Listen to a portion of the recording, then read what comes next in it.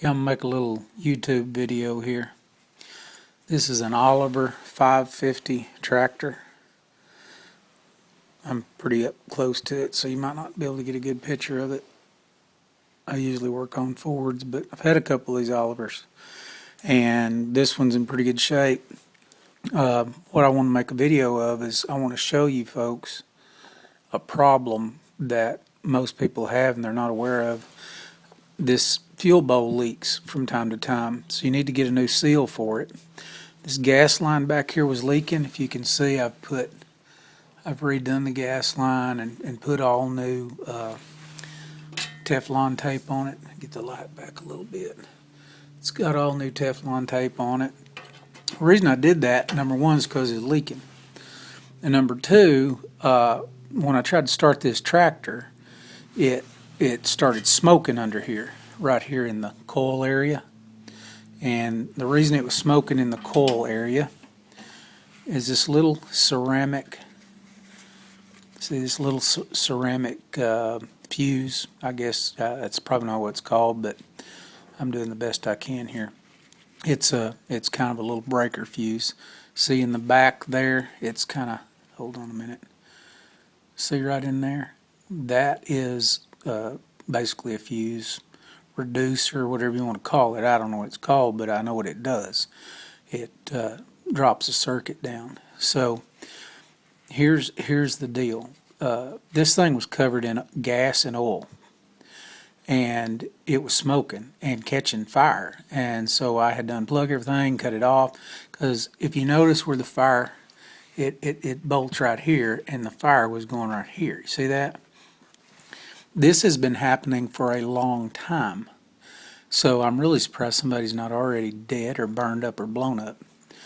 The one thing about these old tractors is if you get one in and you want it for yourself or you're working on it for somebody else, the two main things I check is the fuel system, number one, and then your electronics, your wiring. Yeah, the wiring's not pretty, and a lot of times in the field they'll fix them and just for now. Well, just for now works, so they keep on going.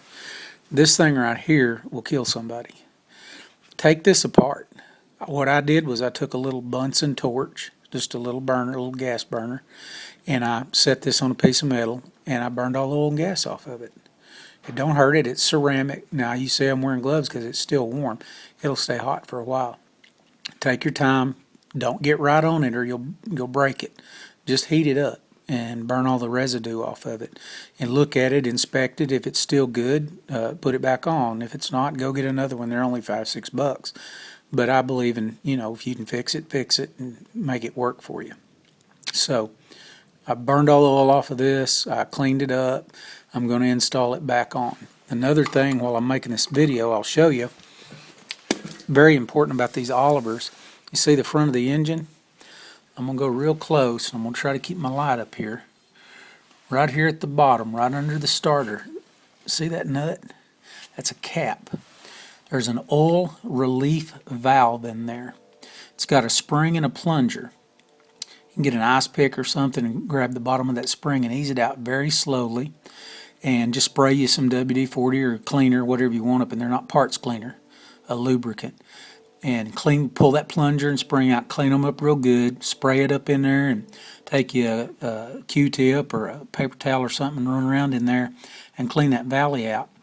And put that plunger back in. It's an oil relief valve, and what that does is if your engine's not oiling properly, that valve will kick in. You'll hear your motor clatter, and it'll burn it up.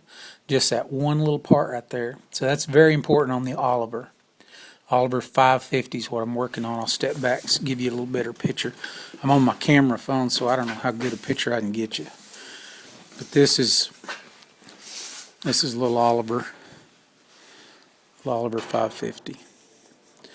And it will be for sale soon as I get it where I feel comfortable with it and repaint it and get it mechanically sound. But that's about all I got on the little Oliver right now. That was very important to me that y'all saw that, because it don't matter if it's an Oliver or a Ford or a Case, or doesn't make any difference. Make sure you're not dripping fuel on your electrical system. There's no sense in getting hurt when you can have a lot of fun with these old tractors. That's about all I got right now. I'll upload some more later. Thank you.